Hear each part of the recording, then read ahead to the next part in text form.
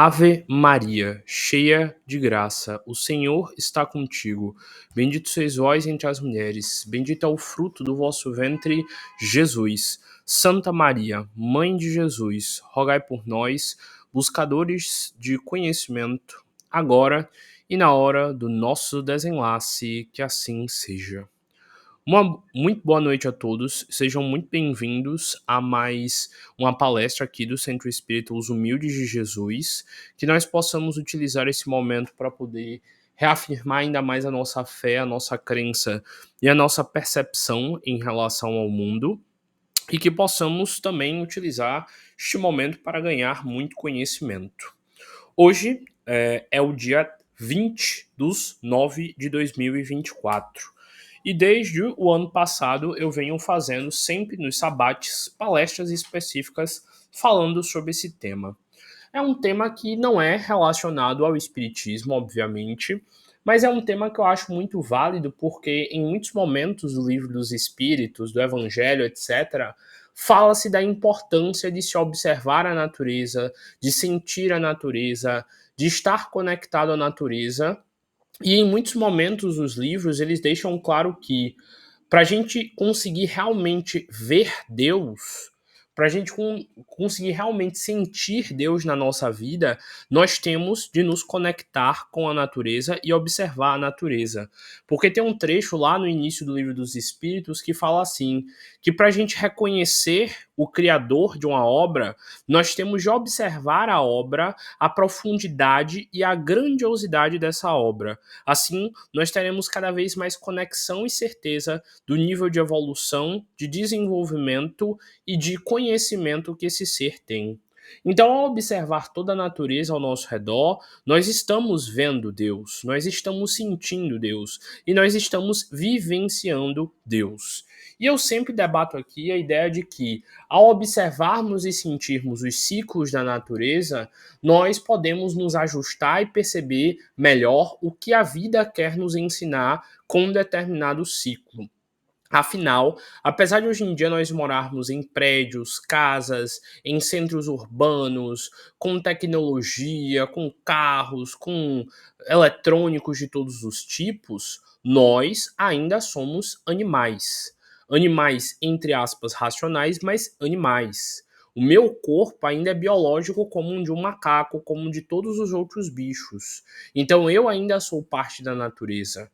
Meus ancestrais, em algum momento, viveram dentro de florestas, fizeram cabanas com folhas, se alimentaram e conviviam com animais no meio da floresta. Então, nós somos animais que, apesar de vivermos segregados, diríamos assim, desse mundo natural, ainda somos partes viventes deste mundo natural. Se hoje você comer um arroz, esse arroz veio da natureza, ele foi plantado por alguém. O sol, através da fotossíntese, deu vida a essa planta para ela se desenvolver e você pôde comer um arroz. Se você comer um feijão, a mesma coisa. Se você comer uma banana, qualquer tipo de fruta, a mesma coisa. Nós ainda comemos natureza todos os dias. Nós ainda respiramos natureza todos os dias. Principalmente agora que a gente está vendo essas queimadas e tudo mais. Nós respiramos natureza todos os dias. A maioria dos remédios que as pessoas tomam vem de plantas da natureza, então muitas pessoas tomam plantas todos os dias. Então nós ainda estamos totalmente integrados à natureza, só que a nossa percepção sensorial em relação à natureza não está mais conectada com ela como era antes.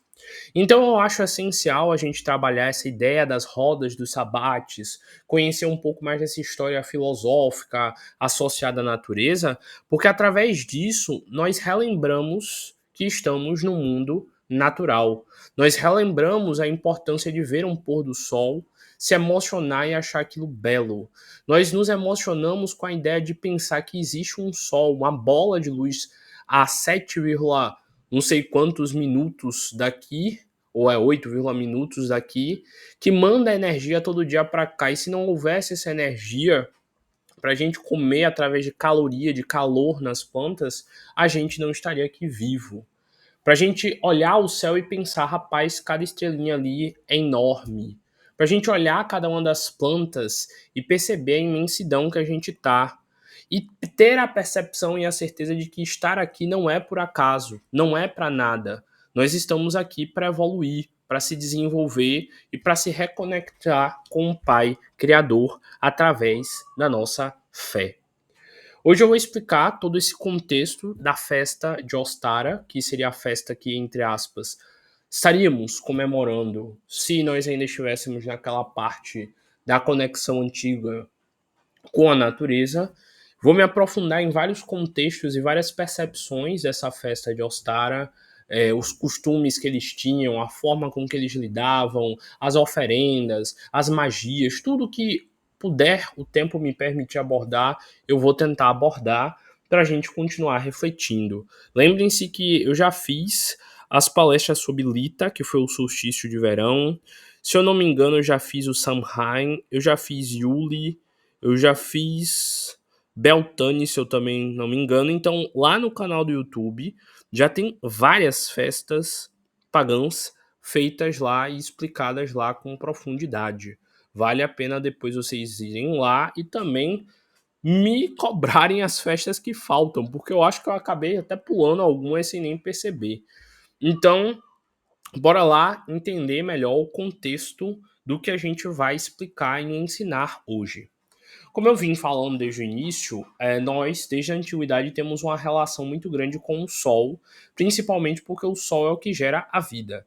Sem o Sol para emanar a sua luz e dar vida às plantas, para que elas possam fazer a fotossíntese e assim a gente ter alimentos, frutas e também o oxigênio, a gente não seria nada. Então, toda essa roda aqui dos sabbats, ela é baseada no movimento que o Sol faz no céu e a forma com que esse Sol movimentando-se pelo céu influencia a nossa realidade.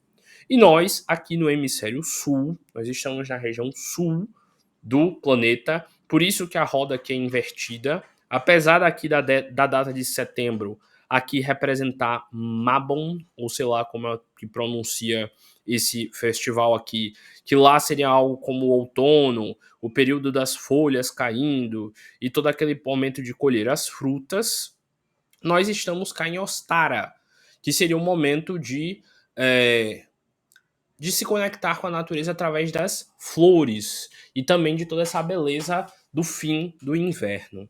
E nós estamos hoje no dia 20 de setembro de 2024. E no dia 22 de setembro, no domingo, às 9h44 da manhã, começará o equinócio de primavera, ou a estação primavera. E o que isso representa na natureza, na percepção de tempo, na forma com que a natureza se alinha com o Sol. Vale aqui lembrar que eu citei nessas últimas palestras aí sobre o livro do Céu e Inferno, que existem formas de se cultuar onde o Sol é baseado também. Por exemplo, tem formas onde você lê os salmos de uma forma mais, diríamos assim, entoada, com fé, onde você tem que voltar o seu corpo para onde o Sol nasce. Muitos ritos da magia falam sobre como rituais importantes devem ser feitos na direção onde o Sol nasce, para representar a luz e o Sol e o brilho do Sol sendo emanado de forma neutra para que a gente transforme essa energia do Sol para o intento mágico que a gente tem. E no equinócio de primavera é um momento muito específico do Sol, porque no equinócio de primavera nós teremos um dia de exatamente 12 horas e uma noite de exatamente 12 horas. Muita gente não sabe, muita gente acha que sempre, o tempo inteiro, tem 12 horas o dia e a noite, mas não. Dependendo do período do ano, o dia tem um pouquinho a mais de tempo do que a noite, ou a noite tem um pouquinho mais de tempo que o dia. Por exemplo, quando eu fiz lá a palestra de solstício de inverno, eu expliquei que a noite teria 14 horas naquele dia e que o dia teria 10 horas. E de lá, do solstício de inverno até hoje, cada noite foi ficando mais curta e cada dia foi ficando mais longo. Lá no solstício de inverno, em ponto, a noite teve 14 horas e o dia 10 horas. No dia seguinte, A noite teve, sei lá, 13 horas e, sei lá, 59 minutos e 30 segundos, sei lá, é um cálculo assim. Cada dia vai perdendo alguns segundinhos ou são alguns minutos, até que no dia da primavera em ponto, o dia e a noite tenham especificamente 12 horas e 12 horas. E o inverno, ele é exatamente a temporada fria por causa disso, porque tem menos tempo de luz solar para esquentar a nossa região, por isso ela fica mais fria, por isso as plantas se desenvolvem e funcionam de um jeito diferente, porque ela tem menos luz para, entre aspas, comer. E agora que o inverno está indo embora, que aquele momento de sofrimento, aquele momento de se fechar, de refletir, de meditar, que eu falei lá na palestra do solstício de inverno, tá acabando, a gente está tendo dias com cada vez mais sol. E uma planta que tem acesso a mais sol, ela tem a capacidade de realizar ainda mais fotossíntese. E ela, com essa luz extra, com essa energia extra, ela vai lá e produz belas flores. Por que ela produz flores? Porque, para quem não sabe, as flores são os órgãos reprodutores da planta. Então, toda vez que você cheira uma planta, você está cheirando uma flor. E na planta tem-se dois órgãos, tem o gineceu e o androceu. O gineceu é o órgão feminino da planta, é como se fosse um úterozinho. E o androceu é o órgão masculino da planta. Então, sabe aquele pólen, aquela poeirinha que sai das flores, que quem tem rinite adora? Ali é como se fosse o espermatozoide da flor. Então, quando você está espirrando de rinite, é porque tem um monte de espermatozoide de planta dentro do seu nariz. E por isso que tem-se os beija-flores, as abelhas, etc., agitando a folha, quer dizer, a flor, para ela ser fecundada, porque aquele pólen sai do androceu e cai no gineceu, gerando assim a fecundação da flor. E a flor, quando ela é fecundada, ela fica grávida. Olha só que loucura.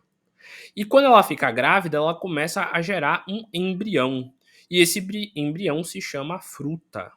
Então, quando você come a fruta, o caroço é o sêmen, a semente. E a polpa da fruta é o perisperma, que eu expliquei lá que perisperma foi o nome que deu a base para a palavra perispírito, já que o perispírito é a camada que reveste o espírito e dá forma ao espírito, assim como a fruta é a camada que envolve a semente e dá forma à semente.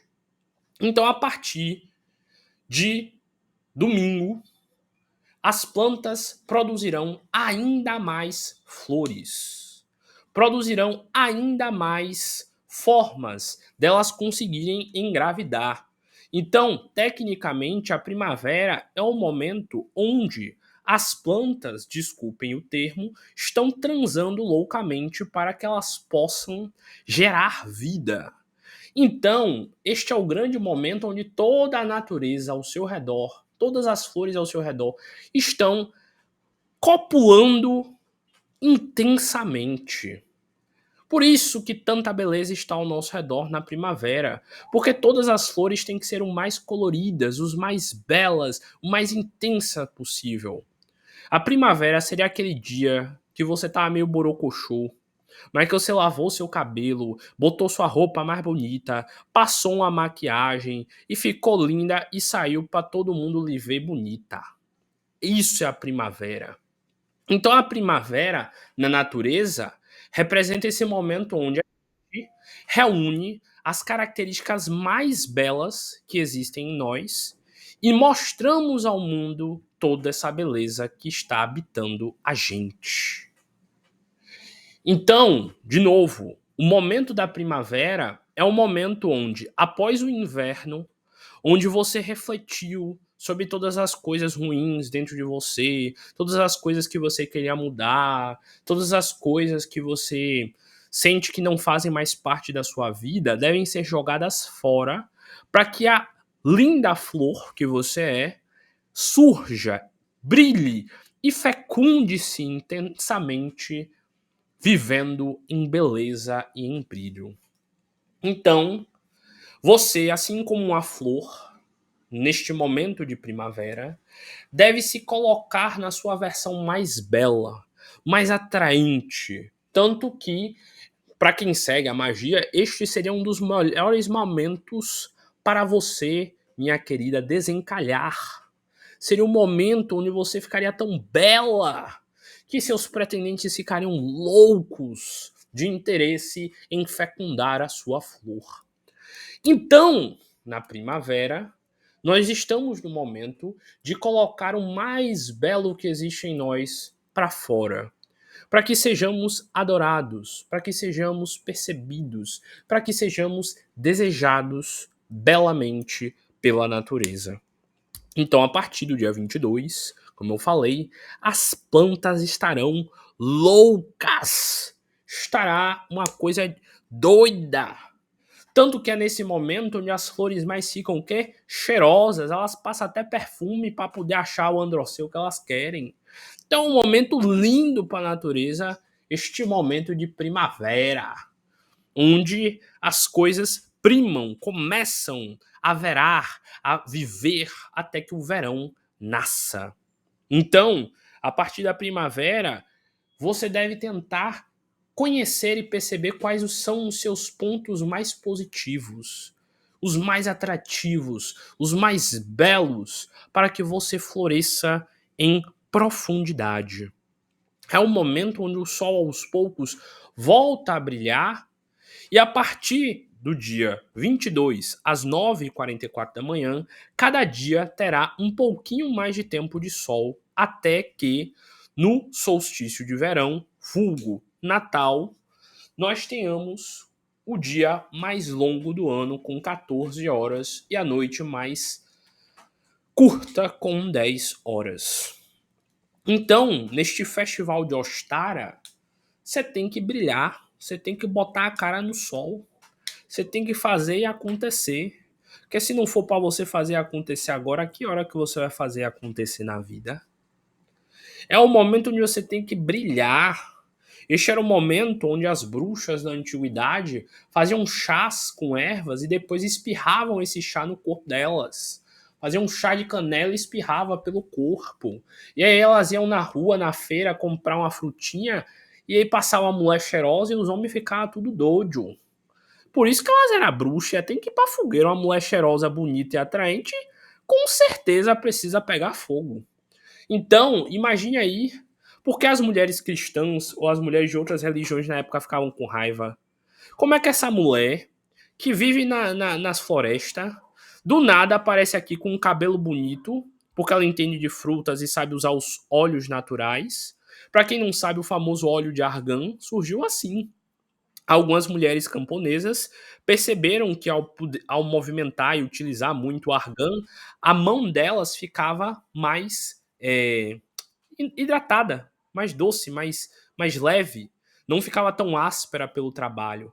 E alguma delas pensou: rapaz, meu cabelo tá todo desgrenhado, tô muito estranha, vou passar esse olhinho aqui no cabelo para ver se eu não fico um pitel.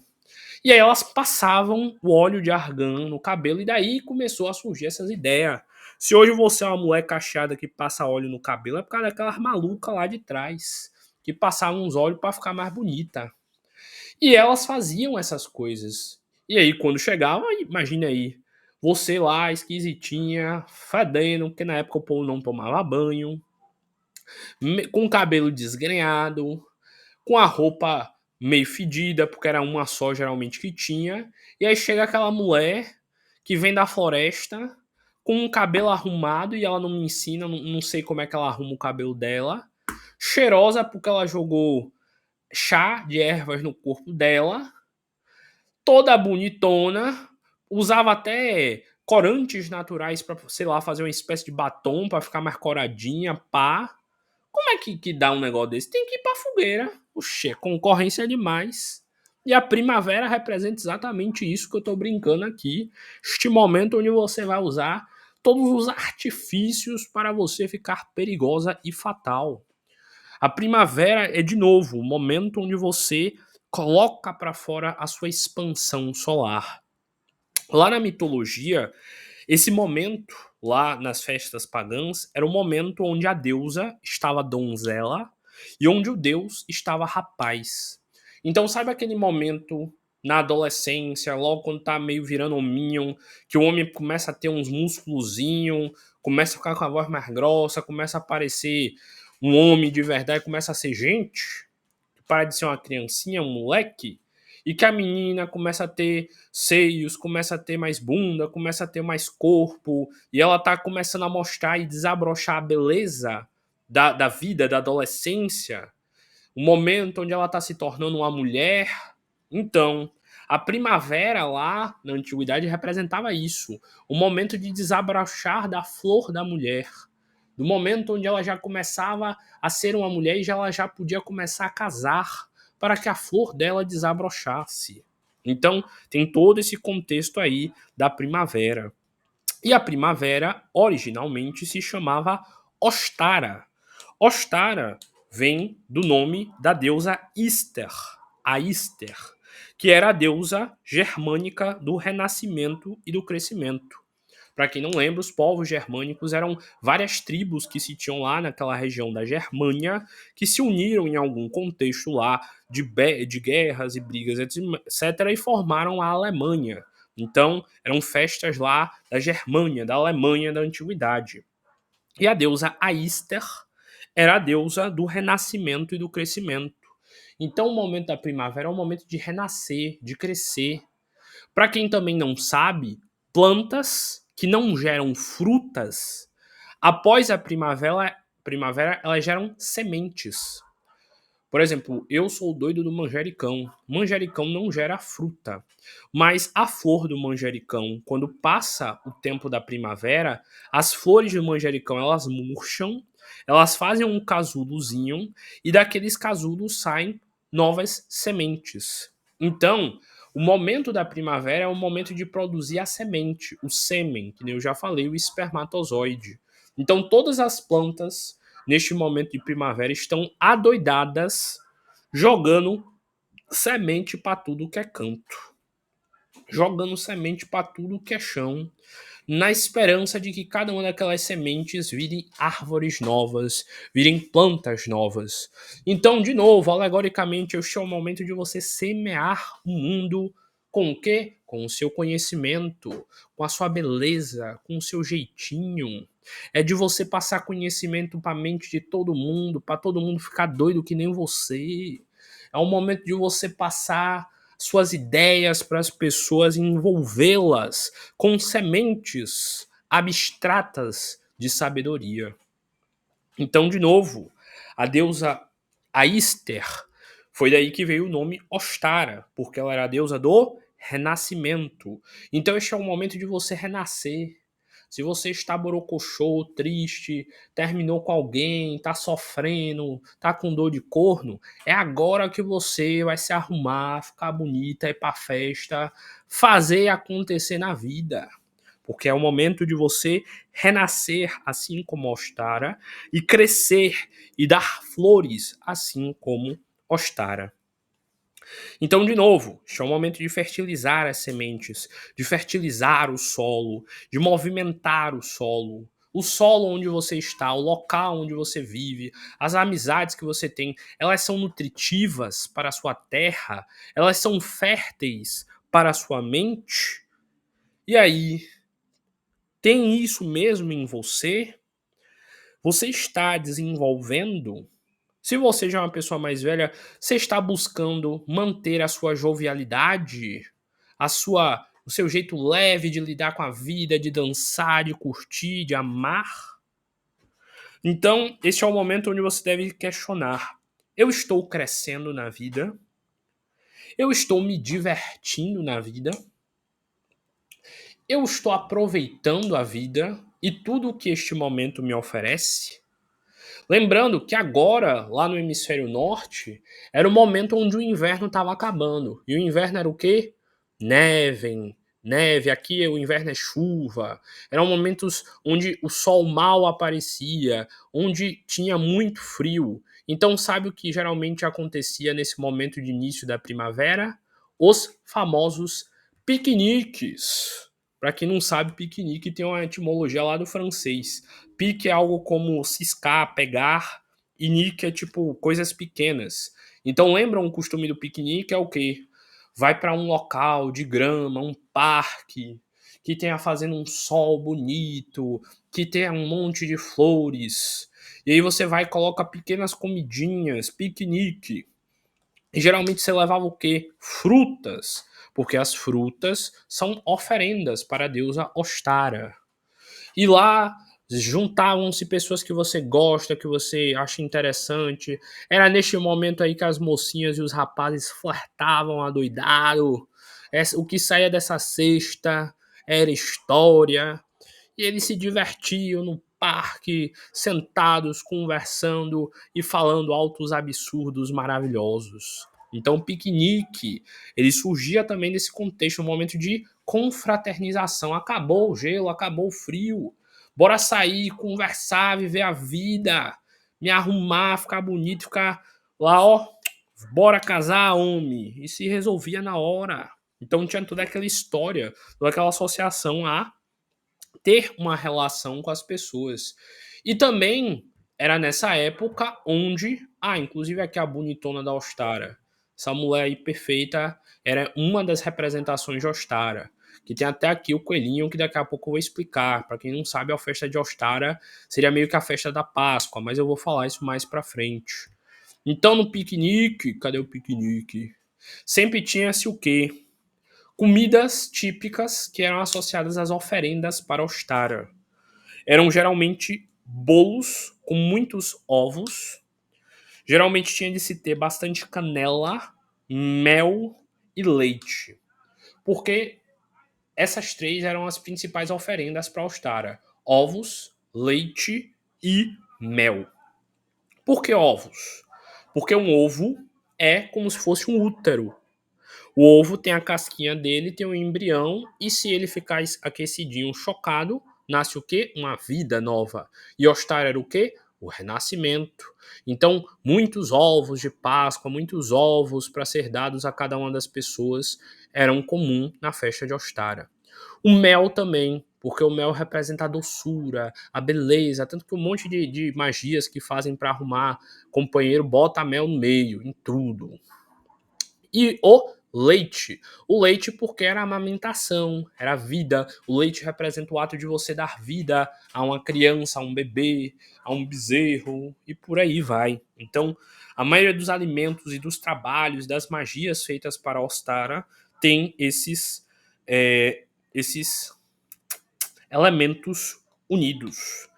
E era também nesta época onde se tinha o costume de dar os ovos de Páscoa. Por que os ovos de Páscoa?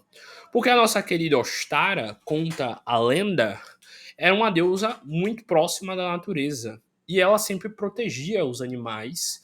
E conta-se em uma dessas lendas que ela tinha uma relação muito íntima com uma lebre, com um coelho. Curiosamente, é neste momento da primavera onde os coelhos, que geralmente ficavam mais quietinhos no período do inverno, começavam a coelhar à vontade, a todo instante que existia disponível, eles estavam coelhando com gosto. Então era muito comum no início da primavera e nesse período da primavera as pessoas saírem pelas cidades ou irem a um bosque e ter coelho para tudo que é canto, coelhando sem parar. E como a gestação do coelho é curta, era a primavera inteira coelho para tudo que é canto, coelhando e coelhando mais e mais coelho nascendo e eles coelhavam de novo e era uma coelhação danada. Por isso que o coelho ficou associado a Ostara. E conta-se a história que uma vez Ostara ajudou muito um desses coelhos lá na natureza, e esse coelho meio que se apaixonou por Ostara em gratidão a tudo que ela fez por ele, e ele queria dar algum tipo de presente para Ostara, alguma forma de agradecer a ela por tudo que ela fazia. E conta a história que esse coelho estava passeando pela floresta pensando e procurando algum tipo de presente a dar para Ostara. E o que é que esse danado achou? Alguns ovos lá perdidos. E ele pensou: vou pegar esses ovos. Não tô nem aí pra quem é a mãe e pra quem botou esse ovo. Eu vou roubar e eu vou dar pra Ostara, não quero nem saber. Muita empatia da parte do coelhinho. E aí ele roubou esses ovos e ele pegou tintas naturais lá e ele pintou esses ovos para Ostara. E ele pintou como? Com cores da natureza. Ele fez florezinhas, ele pintou símbolos associados a Ostara, ele fez discozinhos solares e etc, etc. E ele presenteou a Ostara como agradecimento. E aí conta a história que Ostara amou este presente e, além de agradecer e ficar com eles, ela fez vários ovos e distribuiu a todos os que cultuavam a ela como deusa. Então, daí surge a ideia do coelho e do ovo de Páscoa, mesmo deixando claro que coelho é um bicho mamífero. Então, ele gesta lá na barriguinha e bota para fora a criança na hora certa, não pro ovo. Então é isso aí. Só deixando claro que tem gente que acha que coelho bota ovo. E é neste momento que lá na região norte se é comemorada a ressurreição de Cristo. Exatamente, a Páscoa lá era neste período de primavera, porque para quem não lembra, lá na palestra que eu fiz sobre o solstício de inverno, lá na palestra que eu falei sobre a quaresma, sobre o período da quaresma, a data de como é feito o período da Páscoa, eu falei que tem um cálculozinho e que todo ano a data da Páscoa muda de acordo com o calendário lunar. Então, a ressurreição de Cristo, ela também está aí associada porque depois o catolicismo, por cima dessa história aí de Ostara, resolveu comemorar a ressurreição de Cristo para abafar esta festa pagã por cima dela, lá na época do imperador Constantino e do concílio de Nicéia, que eu já falei várias vezes, que alguns historiadores dizem que não foi no concílio de Nicéia, mas sim no concílio de Cartago, que muitas dessas coisas foram criadas, enfim. Começa uma rinha de abordagem, uma rinha de teólogo, que eu não vou entrar aqui. E aí, Ostara foi lá e começou a dar de presente aos seus filhos, aos que seguiam a ela, estes presentes maravilhosos que eram os ovos de Páscoa. Ó que bonitona a nossa querida Ostara, com suas flores e os ovos de Páscoa. Então, todo este período era um período de beleza, era um período de profundidade e de reflexão em relação a o que existia de melhor em você para ser doado ao mundo e para renovar os laços da vida, para que você pudesse doar as suas sementes para o mundo. E assim a gente começa a perceber que toda essa relação histórica nos afeta até hoje. Por exemplo, lá na antiguidade eu falei o quê? Que esse período da primavera ou de Ostara era depois da quaresma, certo? Quer dizer, depois o catolicismo criou a quaresma e etc, etc. E para quem não sabe, lá na antiguidade, durante a quaresma não podia se comer ovos. Ovo não podia comer na quaresma. Então, o período pós a quaresma, que era a Páscoa, que era a ressurreição de Cristo, era um momento onde todos os ovos que as galinhas tinham posto durante o período da quaresma poderiam ser finalmente comidos. Então era ovo cozido para lá, ovo frito para cá, ovo em bolo, ovo em não sei o que, ovo em tudo que você imaginar.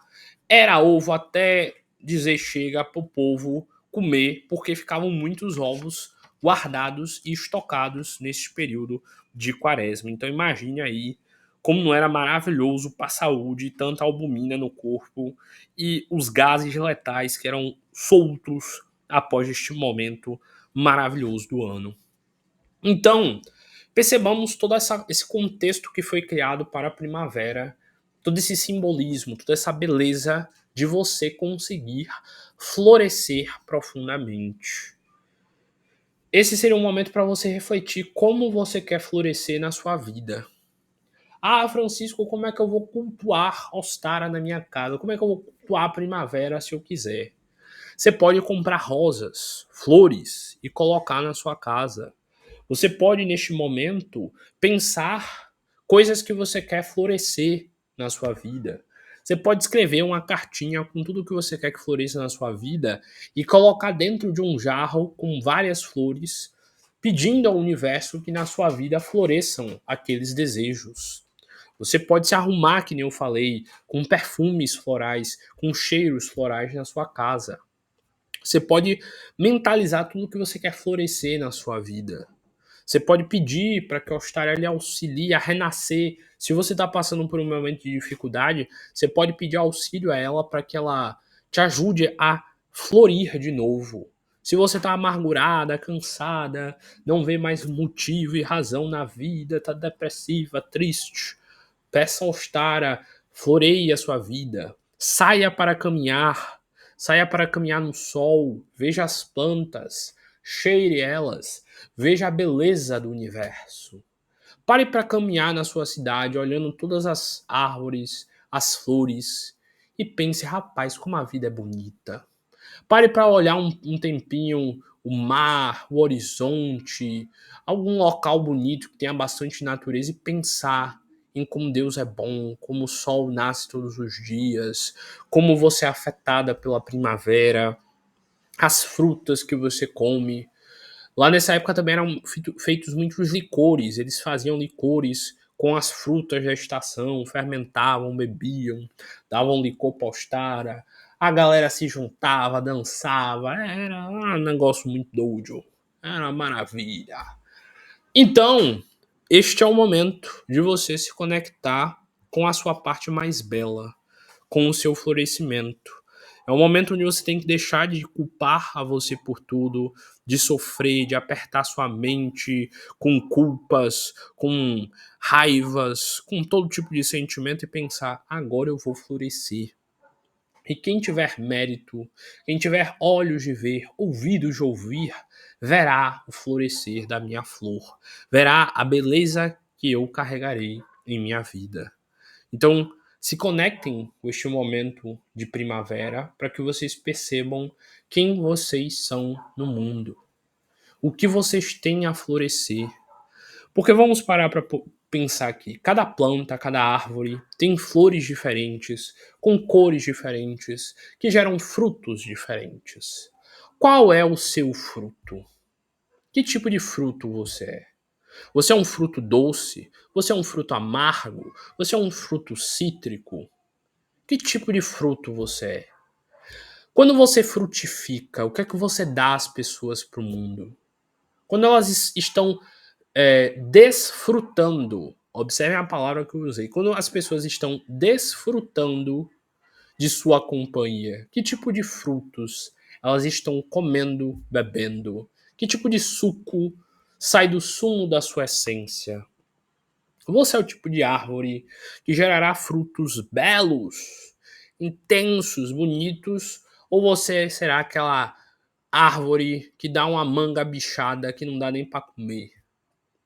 Você é aquela pessoa que vai ser a manga verde com sal, ou você vai ser a manga doce, super madura, que todo mundo toma geladinha de noite, é uma delícia?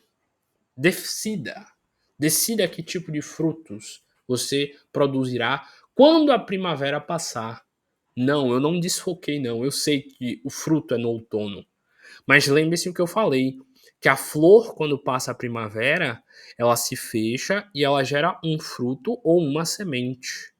Então você, nesta primavera, será uma flor que gerará frutos ou sementes para que na próxima primavera você possa colher coisas.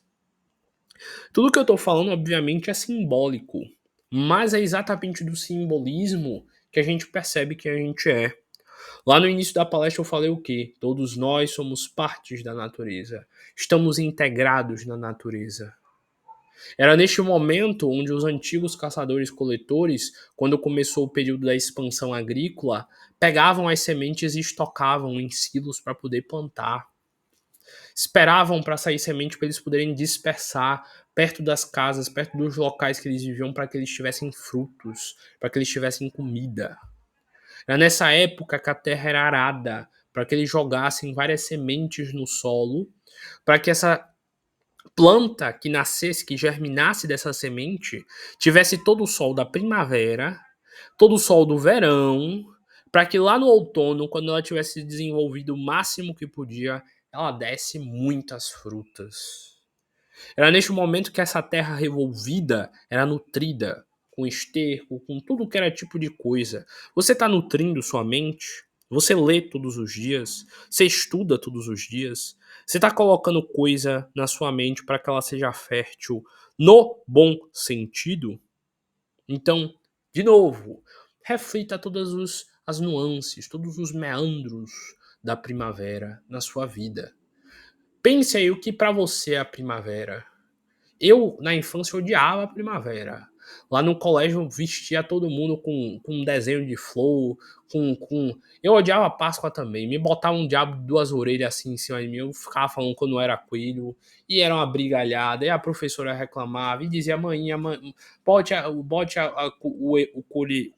as orelhas de coelhinho em Francisco. Que eu dizia que eu não ia botar. Era uma maravilha. Eu adorava ser um coelhão. Era maravilhoso aquele momento.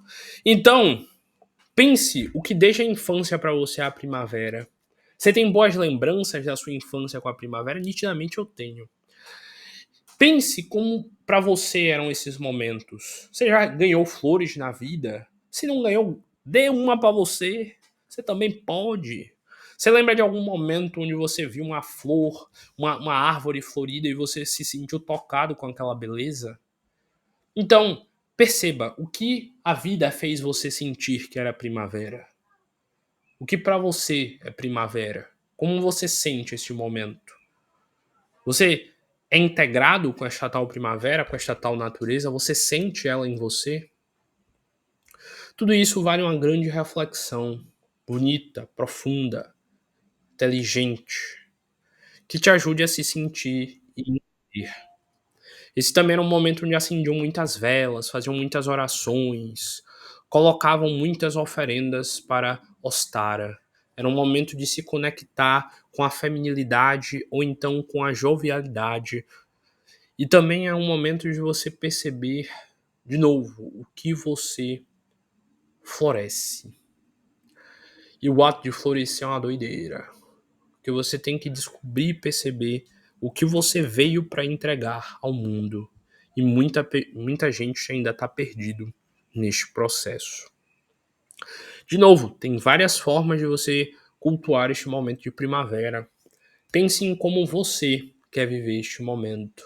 Pense em como você quer sentir essa energia. Em que coisas você quer florir? Você quer florir financeiramente? Mentalize esse âmbito. Você quer florir no sentido amoroso? Também mentalize esse aspecto da sua vida e vá trabalhando esse processo de novo, plantar. Porque você também, na próxima primavera, vai ter que florir de novo, até que o seu corpo pereça. Quem está sempre plantando, está sempre colhendo algo, não é verdade? Então tenham essa noção e essa certeza em mente.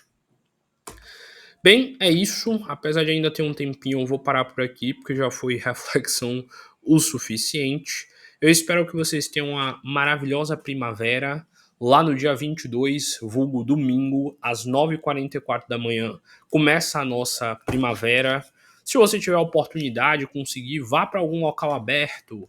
Lá, tiver praia na sua cidade, vá na praia. Tiver um parque bonito, vá para esse parque. Você tem filho, filha, faz um piquenique. Tem alguém que você gosta, vá lá, ó, chame pra dança. E é isto. Viva a vida, se divirta e aproveite a primavera. E eu tenho certeza que todos aqueles que se conectarem, realmente vivenciarem e se aprofundarem nessa energia primaveresca, terão em suas vidas o sucesso como a única possibilidade.